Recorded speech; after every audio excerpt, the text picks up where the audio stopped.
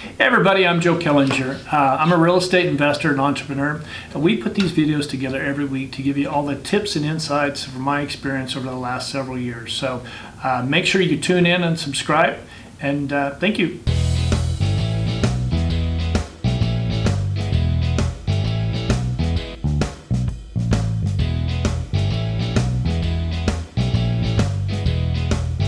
Hey everybody, thank you for tuning in again this week. Most of you are going to remember George Pino, CEO of Commercial Brokers International. George and I were having a conversation earlier this week, and it was about 1031 exchanges. And honestly, I know enough about 1031 exchange. I know the basics of it, but he had some really detailed information I thought might be critical to you as real estate agents and to investors as well, because there are several ways you can get yourself into a little bit of trouble here. So I asked George to come in and walk us through his tips and insight. And so thank you for coming in, George. Well, thank you for having me. You know, there's a good number of 1031 exchanges going on right now. Absolutely. And, you know, I think what we'll do is start a little bit about what exactly is a 1031 exchange. You know, we hear 1031 all the time, and it's actually the tax code 1031, which is for a tax-deferred exchange. And it's also a little misconception for a lot of people where they think that they can sell a property and the capital gains goes away. It actually is just deferred. Mm-hmm. So it's a mechanism that is built to facilitate more investment and sales within real estate, so that an investor that owns property can sell the property, defer the capital gains, and transfer it to a new property.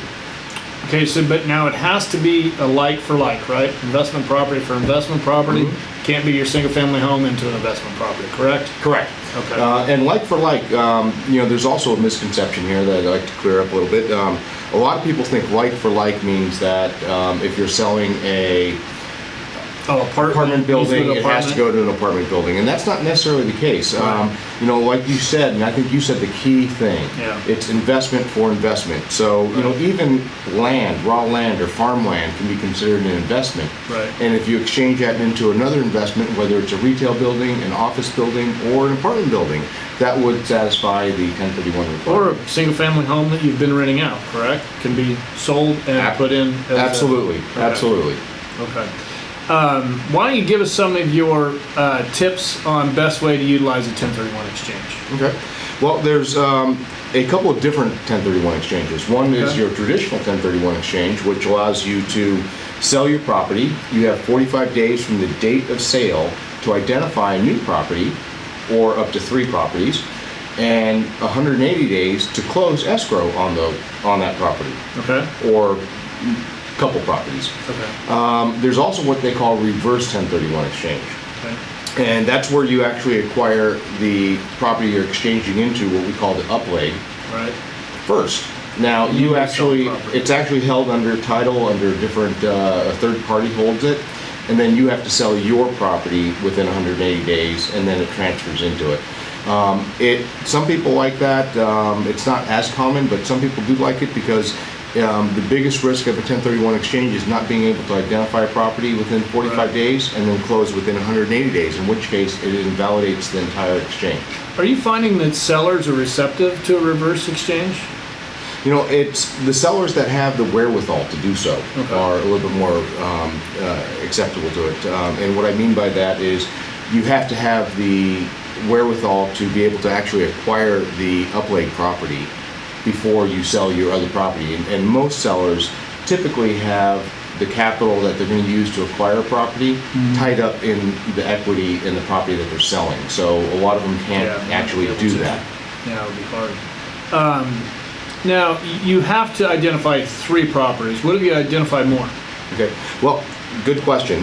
You actually don't have to identify 3. You can identify 1 to 3. Okay. And of those 1 to 3 that you identify, you have to acquire 1, 2, or 3 of those properties. It's up to you. So now the hard and fast rule, there are certain hard and fast rules with 1031 exchanges.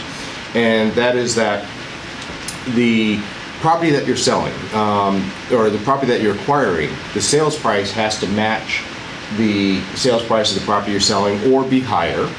If there's debt on the property, you have to have the same amount of debt or more or less on the property, and essentially you can't really get any cash out. If you get any cash out, it's called boot, and it doesn't. That's taxed. Well, only the boot is taxed. Right. It doesn't invalidate the whole 1031 exchange. Only the additional money that you get out of it gets taxed. Okay. So those are the hard and fast rules. It's a potential way that you could also increase the basis for your depreciation. So if you, for instance, if you sell a property that's $1 million and you acquire another property at $1 million, your tax basis for depreciation purposes transfers to that other property. If you buy a property that's $2 million, however, because you maybe have depreciated your property that you're selling completely and you have all this equity in it, you actually can have a additional basis added on top. It won't be the full $2 million, Okay. but it'll be the difference, and the difference based upon the valuation of the building itself. So it's a potential way that you can actually increase your cash flow even more so by increasing basis. And those essentially that's one of the best parts about a 1031 exchange. What you do have to be aware of is if you identify more than 3 properties. Yeah, and then what?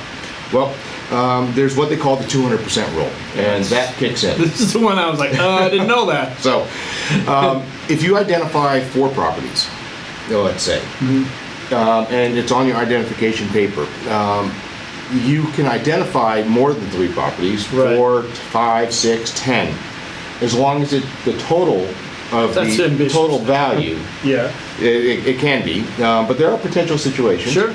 But the total value cannot be more than 200% of what you sold your property for. Okay. So it's called the 200% rule. More importantly, and this is the one that can be very scary for a lot of people, and this is why we don't see this 200% rule inactive very often, Right. is that if you do not acquire every property, it invalidates the 1031 exchange completely. So you have to acquire all of them then, if you go over 3. It's all or none. It's all or none if you identify more than 3 properties. That can be problematic. It can be, and this is also where some of the issues may arise that people are not thinking about. For instance, let's say they're looking at an exchange and it consists of a portfolio of properties. It's marketed as one property, Right. but it may be 3 or 4 properties parceled together with separate legal parcels and addresses. In that case, you actually may have accidentally invoked the 200% rule, and if you don't close or something happens, it could be a potential problem. Especially if you identify other properties and you decide not to buy that portfolio and you buy another one instead. Yeah, it can be an issue. So, those are things that you want to really work with your exchange company and your agent. Let them know ahead of time what your plans are, what you can do, and really you need to. It's all about communication, because Right. if the agent doesn't know everything, I've had clients that have come to me, and I typically don't work with them in this situation, where they say, I'm looking for an exchange property, here's what happened. And I start asking questions.